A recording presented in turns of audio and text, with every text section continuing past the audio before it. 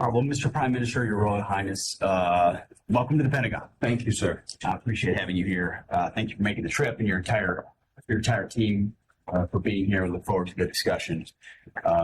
We know front and center, the Kingdom of Bahrain has been a long-standing partner of the Department of Defense, host to our Fifth Fleet. Sir. So many of our warfighters and their families, thousands, you've been gracious host to for quite some time. We want to publicly, yet again, thank you for that.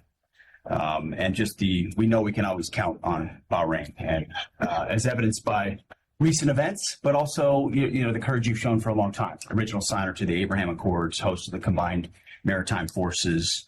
You are committed to peace through strength, just like we are in that region. And I think we are at a moment of reckoning and a moment of opportunity because of a lot of the stances that you've been willing to take, our partners have been willing to take. We're thankful for that. So we're eager to review how we can enhance self-defense capabilities, how we can work side to side, and our collective ability to take advantage of these opportunities right now. So plenty to work on, plenty to talk about, but all built on a foundation of strong cooperation for quite some time. And thank you for being here on behalf of our team, and look forward to a productive discussion. Thank you, Mr. Secretary, on behalf of myself and the team and the Kingdom of Bahrain. Really, it's a pleasure to be here. We are no strangers to the Pentagon. We have been visiting in many different guises and many different representations. We've had soldiers, we've had diplomats, we've had many leaders come here. And we have worked alongside the U.S. Armed Forces very closely officially since 1948, but I'm sure there was much more cooperation even before that. The first relationship we ever had with the United States was a missionary relationship that came in 1893 from Minnesota. Yeah, absolutely. A Lutheran, I bet that. New Church of America, wasn't it? Reformed Church. Reformed Church. It was actually just a Reformed Church. And they were doctors. And they healed not only the sick in Bahrain, but all over the Gulf, including many of the leaders who preceded us. So this is not a new relationship. The Kingdom of Bahrain at the time, signed the Trucial States Agreement in 1816. So we've been part of the rules-based international order since that time. And we have done our bit to protect it over many different conflicts. We will continue to deepen this relationship, and we are so proud of this strong cooperation. And I am all ears to hear how we can best help. And we will also be explaining some of our defense requirements and how we can work together to fill those needs. Absolutely. Well, thank you very much. Thank you, sir. Thank you.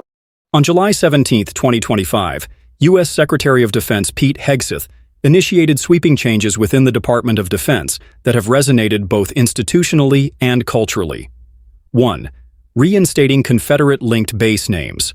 Hegseth issued orders to revert several Army installations, most notably Fort Liberty and Fort Moore, back to their original surnames, Bragg and Benning, respectively.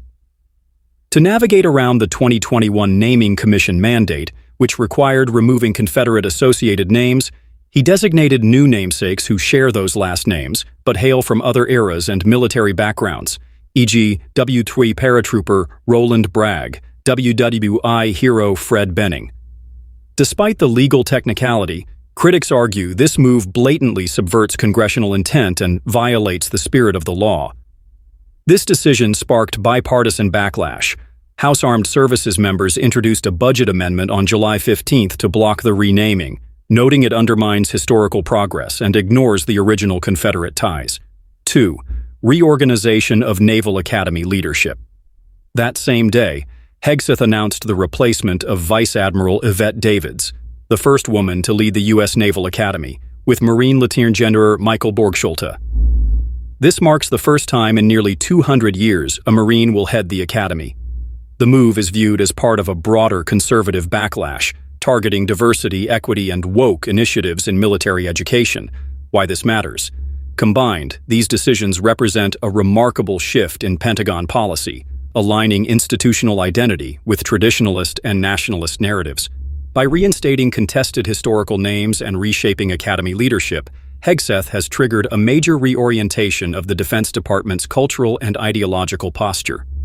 Let me know if you'd like a deeper dive into the legal nuances, congressional reactions, or implications for military culture.